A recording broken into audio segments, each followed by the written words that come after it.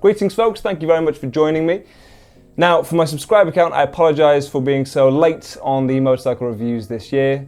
That's because I was beset on all sides by a malfunctioning bike of my very own, and then the weather decided to malfunction within the UK. If you don't live here, I'll forgive you for not knowing or for not noticing, but we had a Siberian winter in March. It was very strange, it was very annoying. It looked like this. Good evening and welcome to the BBC News at 6. A red alert, meaning there is a risk to life, is enforced tonight in parts of southwest England and South Wales. The Met Office has issued weather warnings for almost entire UK tonight, with amber alerts, the second highest level, in place over large parts. Now then, enough talking. We start with a review of the Kawasaki Z900RS, the reason we are all here, gathered today. Without any further ado, have a look. Hello, love. How are we doing?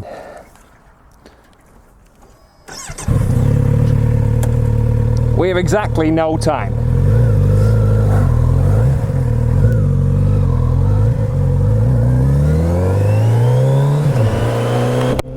Just before you get nothing but wind. Sounds good. A lot of people have been saying that it barks when it sets off and that it's got quite a nice roar to the exhaust, to the barely legal exhaust.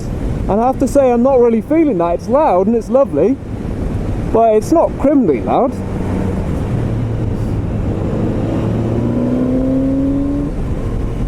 Right, let's test this rev thing.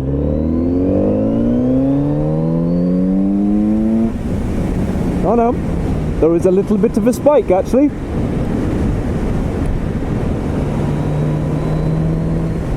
So 6,500 to 8,500 apparently is where it's making its peak performance.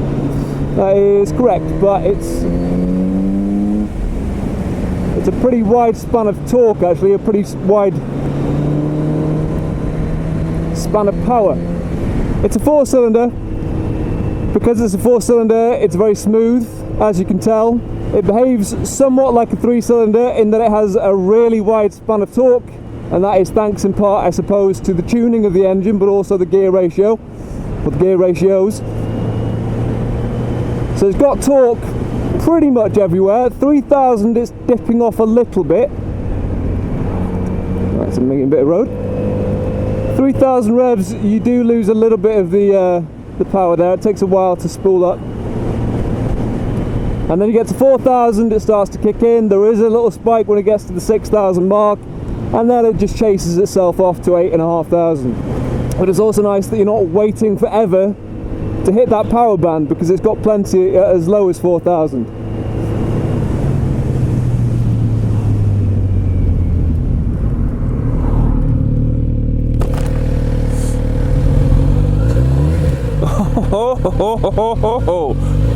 Oh, that was bad. That was bad. You might want to be careful when taking that back on there, because that was lively. That was lively. Now then, if stats are your thing and you're just worried about headline figures, here's the report. First of all, what we're dealing with is the Kawasaki Z900 converted into an RS version. It's supposed to look like the Z1, but then I'm sure you already knew that. As far as the engine goes, it has 948 cc's. As for power, we have 110 brake horsepower found at 8,500 revs. For torque, we have 73 foot-pounds found at 6,500 revs. It of course has a steel trellis frame, slightly less garish than its original Z900 counterpart, and it comes in at 215 kilograms. That is full to the brim of fluids. So many fluids. Speaking of fluids, not the nicest conversation topic, I'll grant you. But it has 17 litres of the stuff, that is fuel, in the tank. Talking suspension, we've had an upgrade here.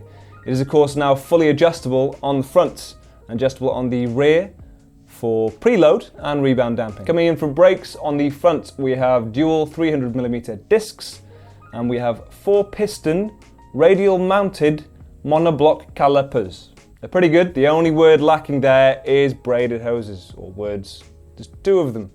But there are no braided hoses. Not too much of a problem, that's the one concession they've made. Doesn't really affect price much, doesn't really affect aesthetics much, and with the rest of the stuff on the brakes, you don't sacrifice a lot of feel. On the back, same as always, we have a 250mm disc and a 1-piston Nissan caliper. We of course have ABS, but this time round we also have 2 different traction control settings. They're going to call it 3 and I'm going to call BS, because off is not a setting. If we're talking price, comes in at £9,899, call it $9,900 as of this video's date. It may go up in future, or it might go down. How about that? It's unlikely in the UK, I'll be honest. If anything, Brexit's gonna shoot that sky high. Oh no, I touched upon Brexit. Everyone's doing it. Get out of my head. Okay, with all of that out of the way, let's talk engine performance. As I say, we are dealing with essentially the same engine as the Z900, the original. We are of course dealing with 110 brake horsepower, so we've sacrificed a little bit of horsepower there, same amount of torque roughly. The torque is spread slightly wider. It is extremely linear, so you start off from around 4,000. If you're going below that, about 3,000, you will feel it lag a little bit and then it'll pick up. Braking performance, of course we have had an upgrade and it does translate. It does feel really nice and responsive. You get a whole load of feel through the levers when you are braking. I didn't mind the ones on the Z900. Are these an improvement on the last? Yes, they certainly are. A lot of feel.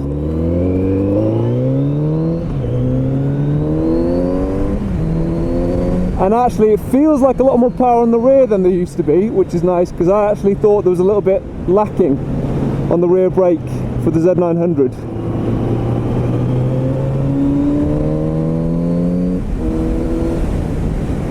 Let's test it in an urban environment and just see how it handles at 30 miles an hour and point out 1 or 2 things whilst I'm still trying to outrun the rain.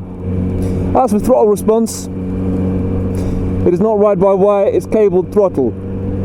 It has an upgrade from the last bike, the Z900, or at least the original Z900, in as much as it has traction control, but don't let that fool you into thinking they've upgraded it into a ride-by-wire. Not necessarily a bad thing, but there have been a few complaints about its throttle response, from standing start at least, and that it's quite immediate. Let's do a full roundabout. Who am I gonna confuse today with my full roundabout? Decent turn circle.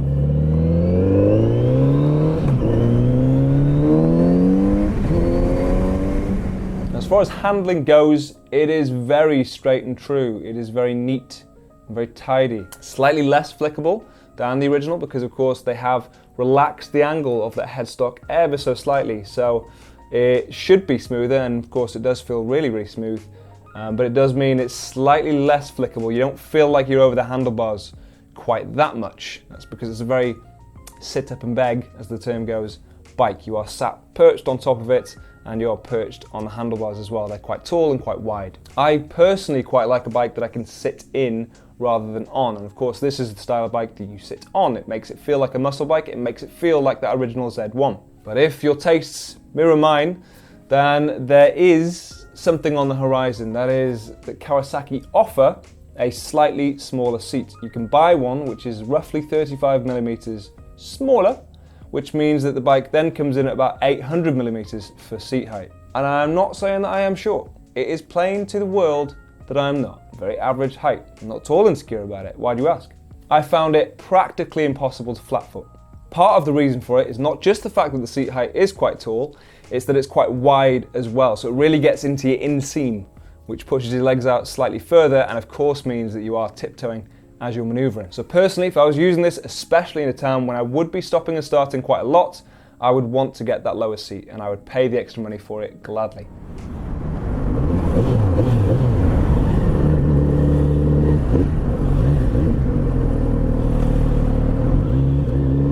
Although it's wide, the handlebars are quite tall, so at least if you come up against wing mirrors. How's it going? You're going to be hopefully going over the top of them. Oh, yeah. First to second is a little bit of a tricky one. If you're not straight back on the revs, it's not the most forgiving. So first, second, there's a bit of a problem there. But something you get used to actually. I think that's more to do with me and my style of riding and the bikes that I'm used to. That's really kind of you, thank you. Thank you. And thank you. And thank all of you. Now, a few of the big questions for me, starting with number one, would this work as a town bike? Of course, a lot of the riding I do is in a town. The answer I would say is probably not in its current guise. Without that seat, certainly not. There is something else to be said as well for the fact that it's a little bit snatchy in first and second, and I'm sure you've heard that from other people as well. Second question, is it a good tourer? And I would say yes, fair to middling. There's a good level of comfort. It has a big, flat, comfortable seat. It's not soft, but it's good for a pillion as well. On top of that, it will cruise easily in 6th gear, very happily, top speed of 140 miles an hour actually. If you're going to be doing a lot of touring, high speeds, the main drawback, as I'm sure you're aware, is that it's a naked bike. And with it being a naked bike, you will get an awful lot of wind. In your face, not that kind of wind. You might, I mean, it depends more on your diet at that stage though, if I'm honest. Maybe blame it on the person on the back. It's a real issue, go and see your doctor. Third question, is it a performer? Is it a good track bike? Is it good on some twisty roads? And the answer again is very much yes. Very much yes. It's very nimble, it's very agile, it's very smooth, it's very composed, and it is, don't get me wrong, very fast. Oh, that's nice. Oh, that's nice. This is gorgeous. Absolutely gorgeous. So, in conclusion, do I like the bike? Absolutely. I think it is fair to say, and I think it's fairly obvious in my demeanour as I speak to you now, that I've fallen in love with it to a certain degree. Now, to put it in context, the Z900 that I tested a few months back now, which was one of the first bikes that I properly road tested, stuck with me for a long time. It was a slow burner. I enjoyed it a lot on the day, but it's something that I've been thinking about for a long time, and it is a bike that I'll probably look back on fondly and go, oh, I wish I had that bike, or I wish I'd have bought it. I think the same is true of the RS. It's a well-rounded, fully rounded machine. It's fast without being too leery. It's nimble without sacrificing too much as far as stability goes. It equips itself well in pretty much every setting. Now, the complaint had been levelled at Kawasaki in the past. They were a little bit late to this retro party. And although that does have some merit, it was more than worth the wait. When the quality of the product is that good, you really can't complain. Good job, Kawasaki.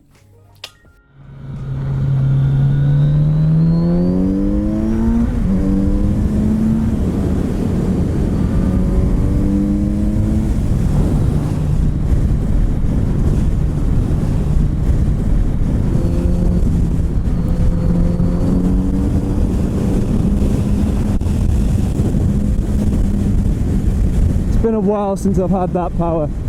It's been a while and I miss it, I really do. It's like the Z900, in a nutshell, it's very similar, but a little bit softer, and that is pretty much it. It's not on a knife edge, you've got a bit more leeway, it's decent, it's decent.